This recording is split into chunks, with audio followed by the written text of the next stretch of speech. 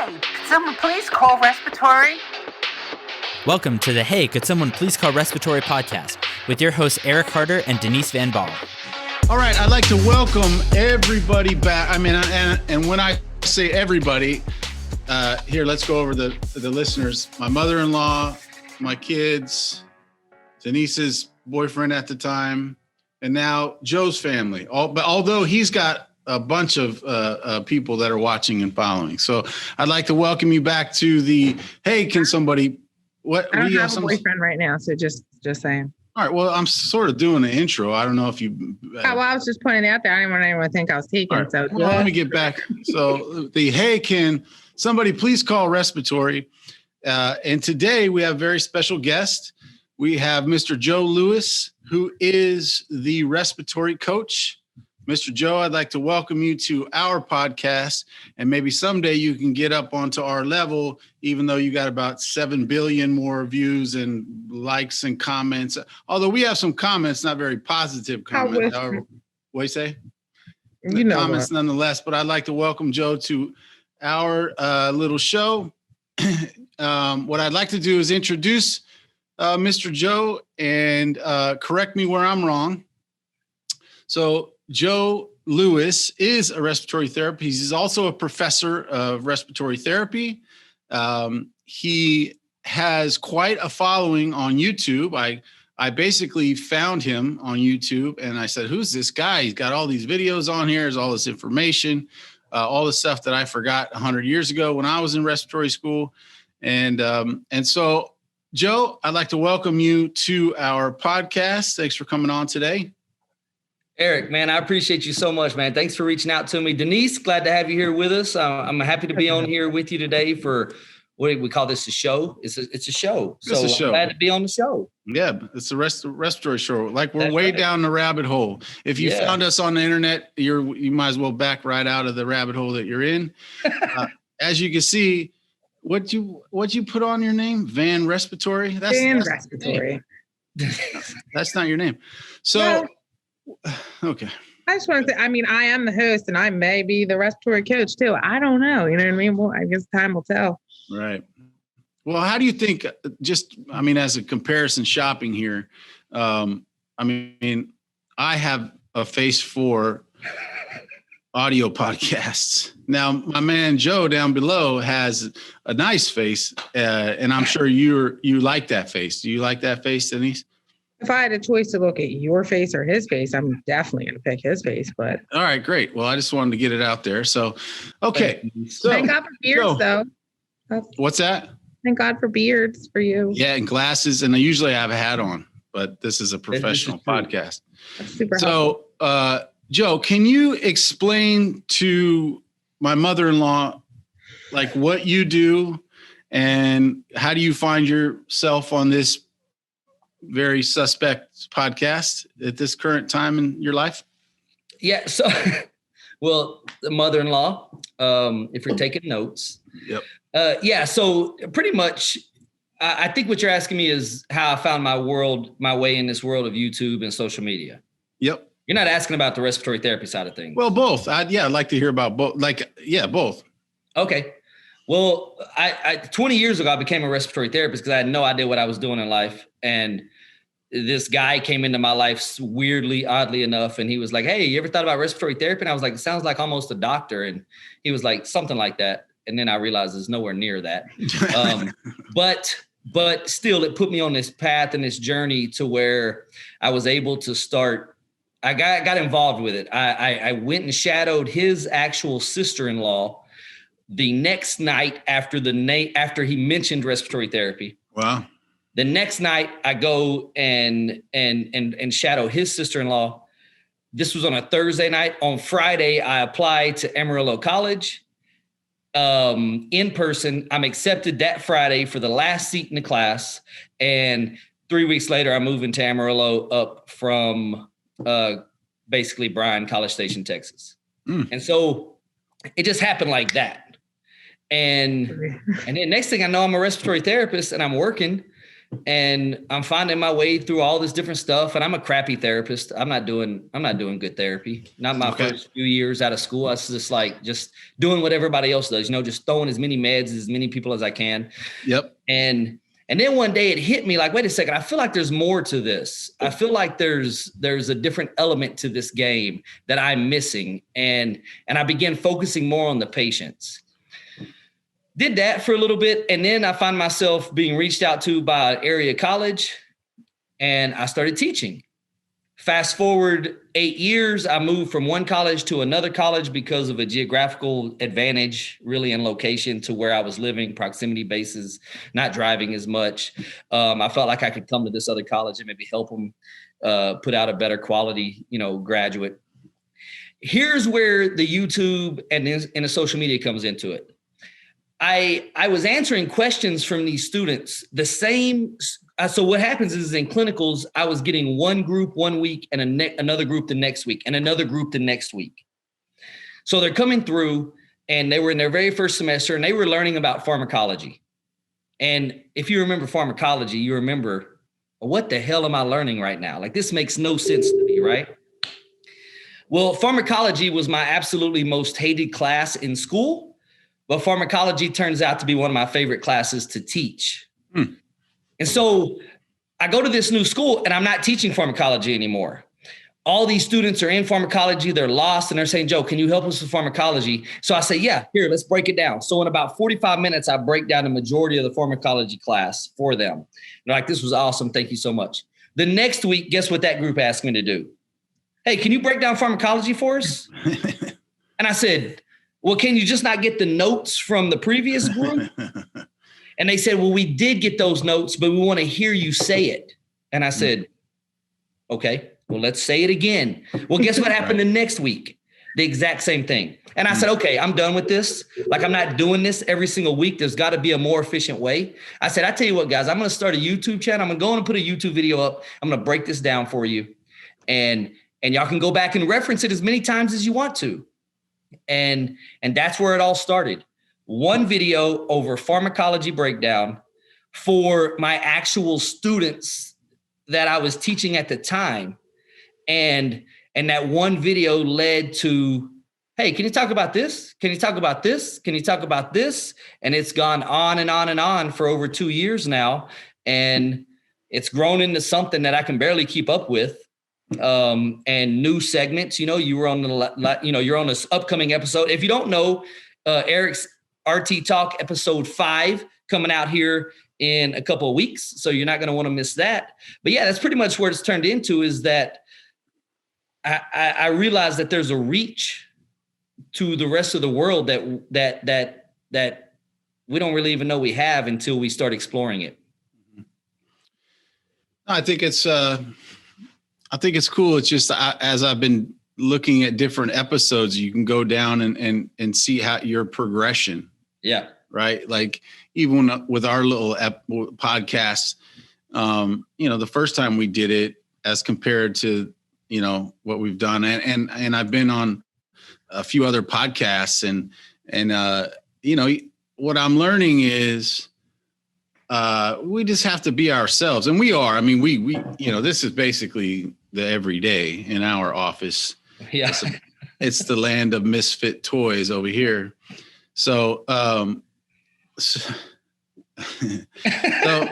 but just having to be ourselves, otherwise it's a waste of time, you're putting on or whatever it is. And, and our main, as far as marketing is concerned, is LinkedIn. Right. And so I don't know if you're on LinkedIn, but LinkedIn, that's a lot of kudos. Hey, kudos on your 2-year. Yeah. Congrats. Or they even give you the recommendation. Say this boring statement and it'll give you 5 different options just so you can get in front of your, sales opportunity or whatever. So I just thought just kind of being ourselves, trying to do some education, but then also have a good time at the same time. Absolutely. is interesting and is valuable. And so, be honest with you, I think what you've done is amazing, and you've gotten a lot of activity and a lot of views. And so, if we are one of our main goals is just to be kind of a resource for nursing home and hospice nursing home and hospice organizations, so that even if we don't end up doing business with them, that they could, check out an episode and learn about oxygen therapy in the nursing home, or learn about, some of the common errors or omissions in hospice care in a patient's house, or, funny stories or whatever. How am I doing, Denise? Pretty good. You're the host. This is a crack me up. Yeah, it's a PG rated entity. So I have some other things I'd like to say, but I'm gonna. We're staying PG. We got to stay PG. Pause it. Come Sam. PG-13. Yeah, PG-13. Okay. So yeah. So that's and I see you doing that. I see you being yourself. Like, I've had a couple conversations offline with you, and you seem to be the exact same person, and that's cool. I like that. So one of the things. Go ahead. Real quick, Eric. Just the truth is I suck at being someone else. Yeah.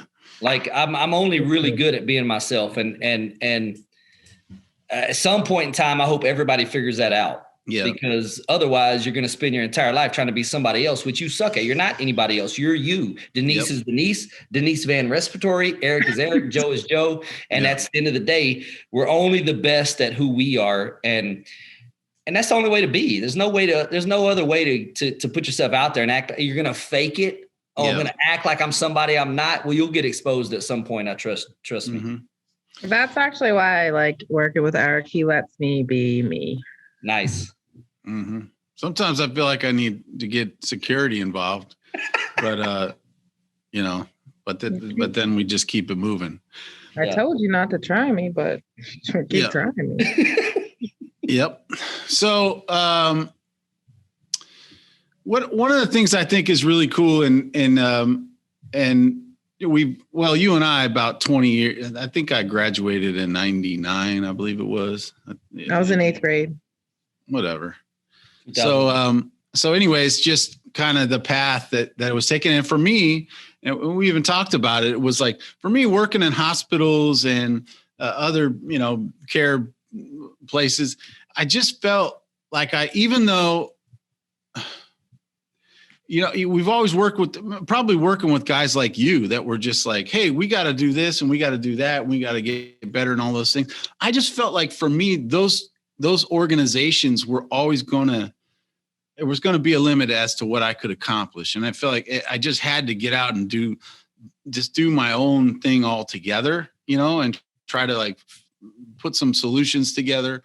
So the reason I say that is just like thinking about the paths that we've taken in this field and what the opportunities are. I think it's cool that you have just created this big following on social media because you saw a need, and nobody really, you didn't ask, from what I know, you didn't ask for permission, right? You didn't apply.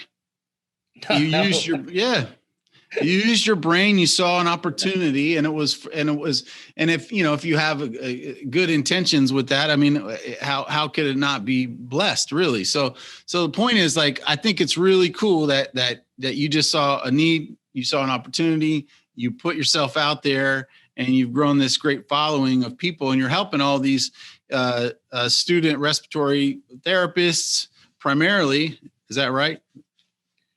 It's primarily a student following. Yep. But the cool thing about it is that it goes from following me through your educational process, and I'm just now really getting to that point of the 2-year mark.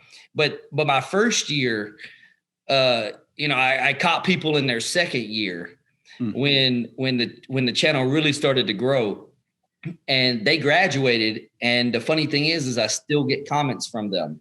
And so it's really interesting because, yes, the channel is focused. The Respiratory Coach YouTube channel is focused on education. But who limits education to students? And that's kind of where it's gone, is that I have a large student following, but I'm also seeing a lot of experienced therapists saying, hey man, this was a great refresher. Like I had forgot about this stuff. I don't even think about this on a daily basis. And you're so right. I should be.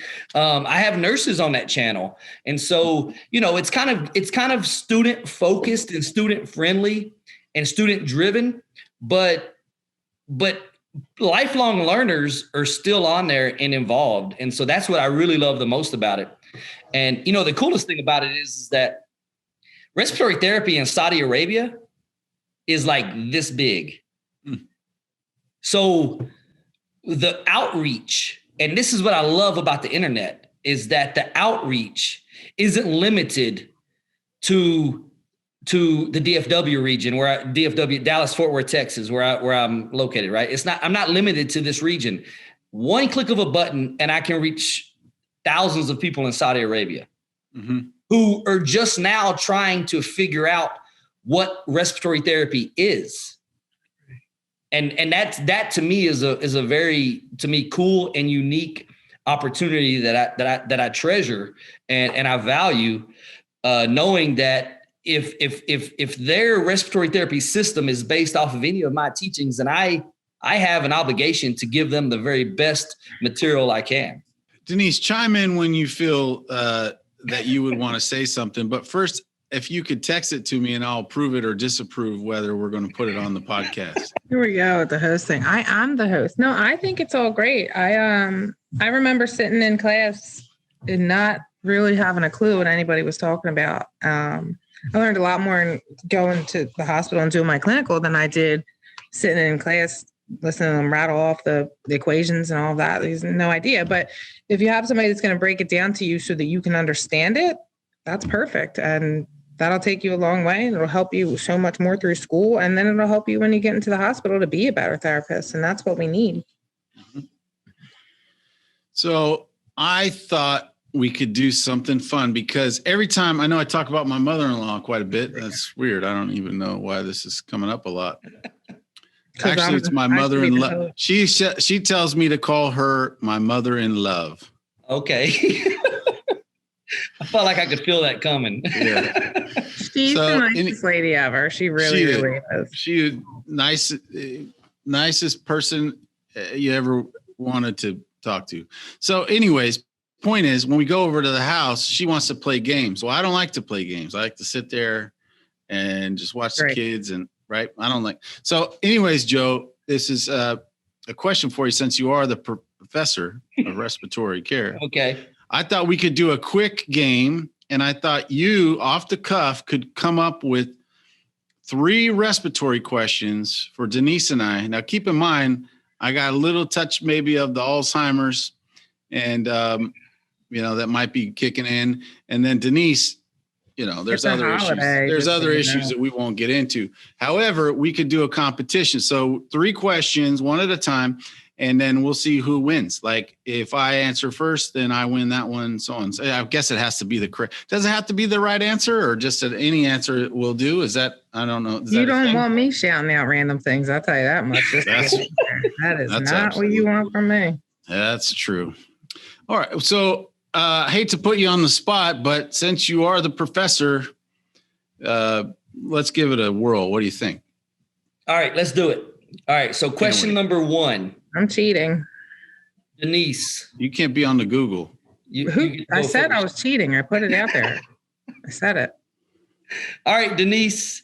Question number 1. Difference between a low and a high flow oxygen device. What's the difference between the two? Oh, come on. That's a softball. Leaders. The leaders.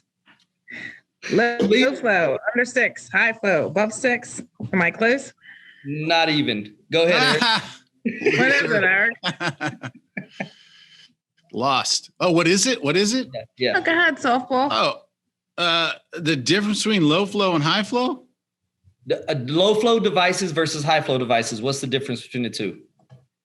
Oh, well, let's use a Vapotherm or an Airvo as a high flow devices. Is that what we're talking about? And a low flow device would be an oxidizer. An oxidizer? Did I just win the first one? Nah, well, Are you talking about like a regular nasal cannula versus like the high flow, the actual high flow, the vapotherm? You're already lost. I feel like I feel like the question wasn't that clear. It wasn't that clear. Okay, so Eric, tell me the difference between an Airvo or a vapotherm and an oxidizer. Then, what makes them different? He don't know what an oxidizer is for. Yes, I do.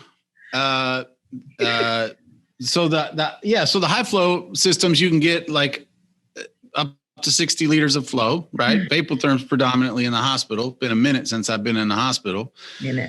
Actually, I did have the gallbladder out a year ago. I thought they it took was the it through heartburn. his nose. Can you imagine? Oh my God. They gave me the morphine, and I thought. He calls me and tells me they're going to take his gallbladder out through his nose. Oh my gosh. They didn't do that. No. It's not advisable. I actually asked him for it. Then I wanted to give it to my son as like a Christmas present. I thought that'd be funny, but they didn't want to do that. So no, I got off the trail there somehow.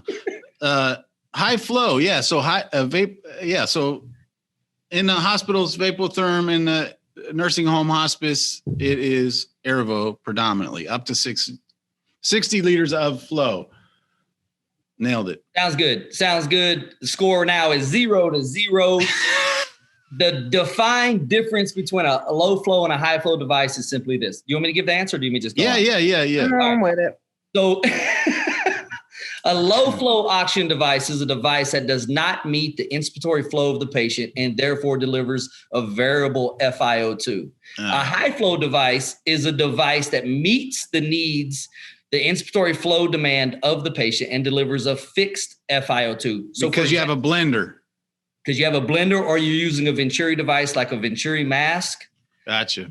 You can have a Venturi mask set at 8 liters per minute, delivering a definite 35%. I know about Venturis. Yeah, 100%, right? So a Venturi at 8 liters can deliver a fixed FiO2 of 35% and meet the needs of the patients, to where a partial non-rebreather can be on 10 liters per minute, but not be delivering a fixed FiO2, and therefore it's a low flow device. So that's the difference. Well, I think this is great. We've already lost. We're both got an F on the first one. And so what I think, as I think about what we're doing we're marketing in some ways to our customers and letting them know that we have no idea what the hell we're doing. No, absolutely not. This is brilliant. This is 100%. Eric, question number 2 goes to you. What is the current recommended initial tidal volume range? Oh, okay. 20 years ago or now? I think it's 4 to 6 cc's per kilo now. Did I nail that one? Denise? Lower? 8 to 10. That was in the 90s. 8 to 10 was in the 90s. Okay. I am going to give Eric half a point because he is. They don't give tidal volume anymore? They do still give tidal volume. The current tidal volumes, right? Little tiny tidal volumes. Lots of rate. But lots of rate and low tidal volumes. The current range for expected tidal volume is 6 to 8 mLs per kilo. Oh. But what did I say? I thought I said 6 to 8. Didn't I say 6 to 8? 6. I said 8 to 10. But I know that's little tidal volumes a higher rate. I don't know why I said that. I don't care what you know or say, because the respiratory coach said, I like to just I'm 1/2 point up. Let me write that down. I don't think I like to eyeball the patient, and then I can just determine their total volume from there. So, and I don't need no math. There's no math. No. I just kind of do this. Well, you're losing and I'm winning. So let's continue. I'm like, definitely 350.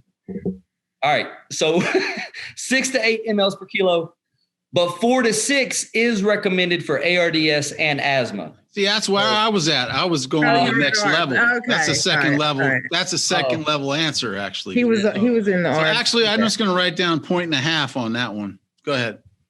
All right. So we got 0 to 0.5. Denise, you ready? It's a tiebreaker right here. Your patient presents with pursed lip breathing and digital clubbing. They're 76 years old. What do you think the most likely diagnosis is? COPD exacerbation. Eric, what do you think? No. CO2. They had a barbecue in their house. Inside. Fireplace is not cleaned out enough. Carbon monoxide poisoning? Yes, that's what it is. Yeah, no. Denise, you're the winner of this game. 1 to 0.5 because COPD is the correct answer. Oh, I thought that was too easy. Couldn't they had it? Maybe they had it. Did they have a barbecue in the house? Maybe. No. They were smoking and having the barbecue. No? I'm sorry. Hey, you know what, Eric? I will do this. Let's do this. I'm going to give you a 0.5 bonus question. Okay. If somebody does present to the ER after having a barbecue in their house, They grilled inside the house. Is that what you're saying? Inside the house, and you're thinking suspected carbon monoxide poisoning, what would be the appropriate respiratory therapy to provide to that patient? We gonna do them. God, that's a long time. They put them on non-rebreather, right? Bingo! Oh, I just beat you. No, you tied. It was worth half a point, so it's 1. Oh, that's like kissing your sister, and that we ain't trying that. No. No. Well, okay, so basically I won because he had to give you a pity question because you pretend you're the host and he didn't want the host to lose. Like it's just I won. No.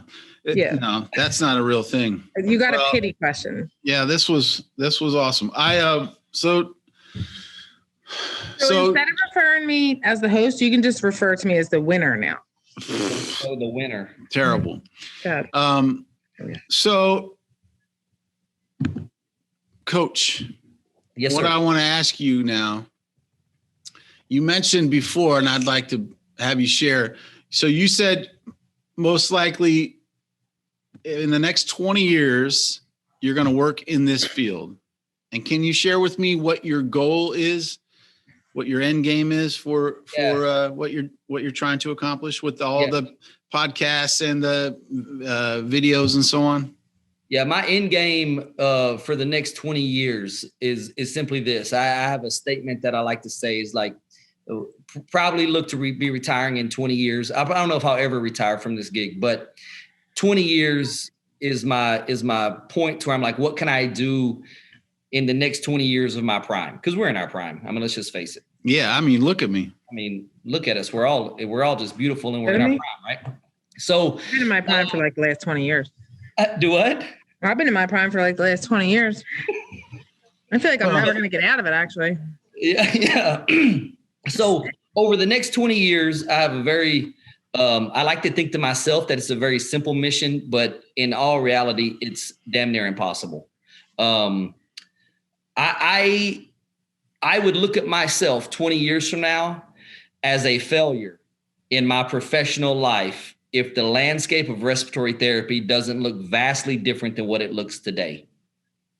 I don't want to be thought of as people giving breathing treatments to people looked at as task-oriented healthcare professionals. I want to somehow work with a bunch of people. And this is not me coming from a state where it's like, I want to do this. No, it's not that. It's I want to inspire a bunch of people to join with me to drive the entire profession to a state of critical thinking, to a state of more actions and involvement with patients that actually works to impact patient outcomes.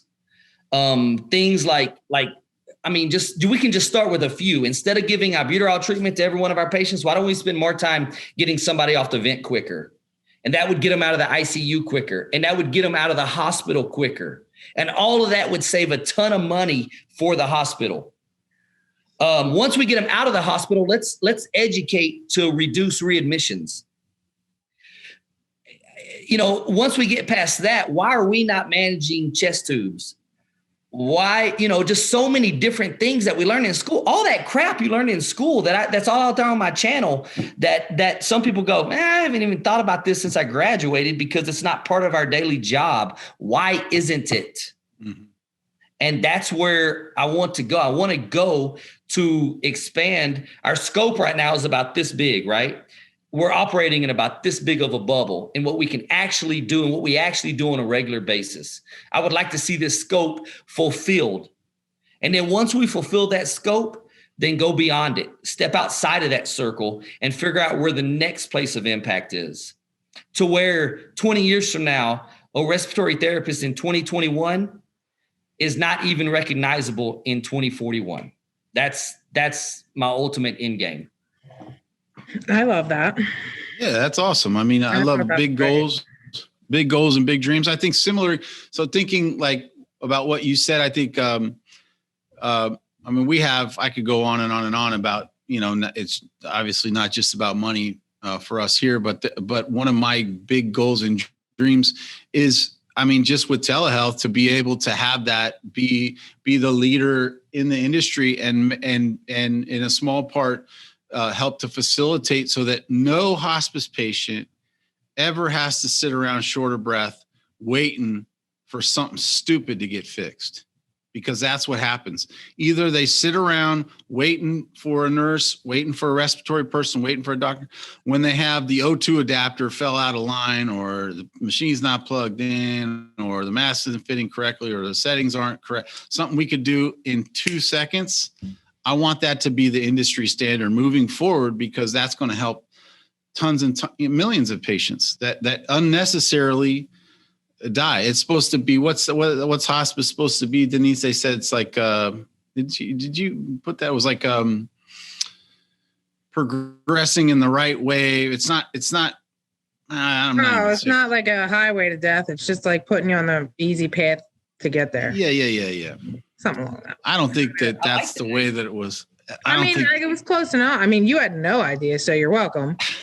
But But the point is, if there are easy things solutions like that, I guess in my career and time, in years past, I used to kind of wait around. I mean, I get frustrated by waiting on certain things. And I think, people that are really making changes, you really have to just go out there and figure out ways to accomplish it. There's so many different ways to get things done.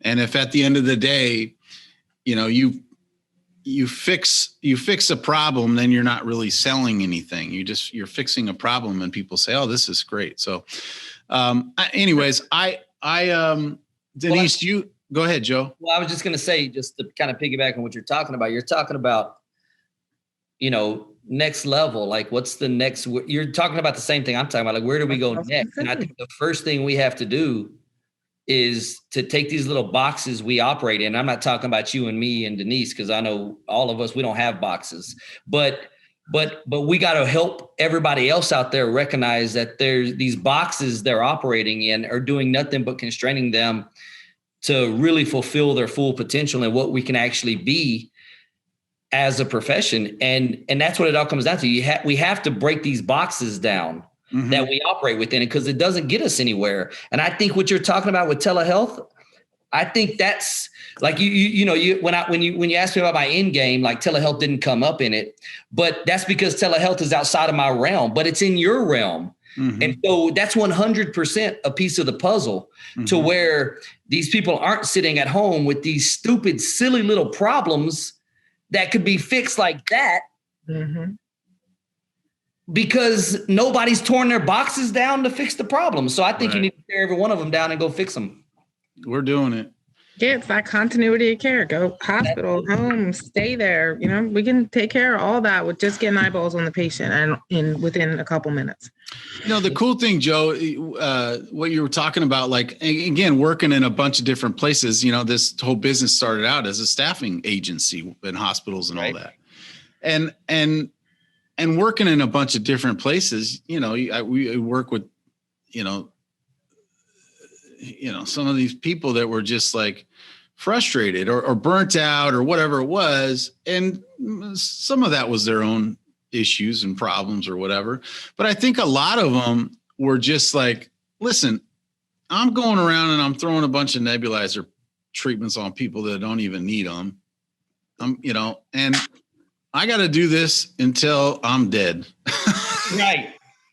And they're like, I hate it, and so like, there's so many other things that that they can do. And of course, we don't do that in the hospital. We've kind of taken those things and gone to the nursing facilities where the opportunity is there. And in hospice where the opportunity is there, and they allow us to do, as long as our outcomes are good, they allow us to do, what's needed to affect the patient in a positive way, be part of the group with the nurses and the nurse practitioners and the doctors. But what I'm getting to is that I think the RTs that are not wanting to do things, they've had to give up on that sort of idea that they were ever going to be what they really got into this thing to be. And that now they just got to go out and give 7,000 breathing treatments in a 12-hour shift. They're like, I can't be in it. Either I'm in or I'm out. And if I'm doing, and for me, I was out. I didn't see my path affecting any sort of change within that framework within the hospital. And, and not that, we've talked about it before, but I had different passions and I wanted to do different things. Right. But I can understand basically a lot of those RTs that are just like, I'm not going to do this. I'm not going to waste my time banging my head up against a wall when all they really want me to do is wheel the vent over and drop it off at the doors of the ICU. So that's a challenge. I think, it has to start somewhere. So I think it's really cool. Like Denise, my man he has some of his videos get like 7,000 views and 13,000 views. He's getting close to where we're at on the Google. If you go to the Google, you get on the computer, go to the Google, get on the YouTube. Anything, baby, you'll get there. Don't be trying to be Southern now just because he's Southern. DFW. Great airport, by the way. Fantastic airport. I actually lived in South Georgia for 4 years, so I'm like pretty much Southern. You can claim Southern. Yeah, definitely. Yeah. Well, I talked way Southern when I was down there. Yeah. I said ma'am. Bet you like sweet tea, don't you? I love sweet tea. Oh, see? Yeah, she likes all the sugar. She likes candy, gum, stuff. I do like candy and gum, and old dictator over here has a whole jar of it on his table, and he won't let me have any. Because she used to eat the whole bucket of it every day. The whole bucket. He did not eat the whole bucket. My kids would come in and they couldn't even get any candy. He don't even give his kids candy. That's the messed up part about it. He can't have no candy. He can only look at it. Oh, I hear the South Georgia now. Can't even have that candy. You can only look at it.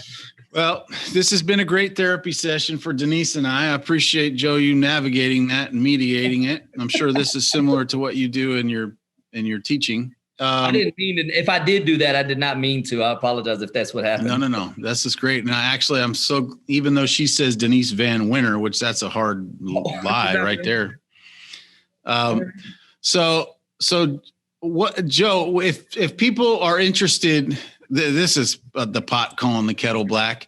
If people find our podcast and our information before yours, and somehow, Joe,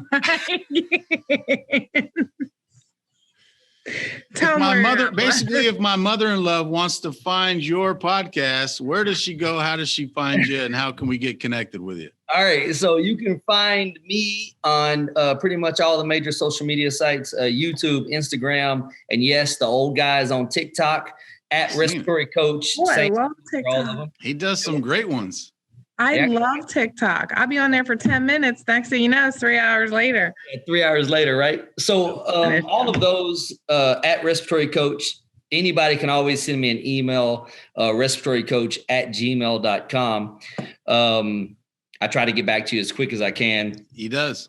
And quickly. And that's pretty much where you can find me. I try to differentiate myself, Eric, is a word you like to use, as being, I guess I say a social media person, YouTube, Instagram, TikTok, that actually engages with the audience, actually responds to you. So if you have any questions, if you ever want to just, whatever it might be, just any of those things, you can just probably Google Respiratory Coach. I've never done it, but if you do, you'll probably find. Lie, you ain't never. I swear I've never done it. I promise I've never done it. I found him on the YouTube. Yeah, you found me on the YouTube. So, but yeah, any of those ways. And you could always send Eric a question. And then if you wanted my involvement, he'd probably forward it to me. So That's right. I'd cut and paste it and shoot it right over to you, get the answer, and then send it right on back, even though the guy definitely had a barbecue. I did blood gases on a whole family one time that had a barbecue in their house. The whole family. That's crazy. That's wild. The whole family. Yep. So, well, I would like to thank you, Mr. Joe, for coming on my podcast here, where I am the host of the podcast and Denise is not the host. And so, okay, Joel, cue the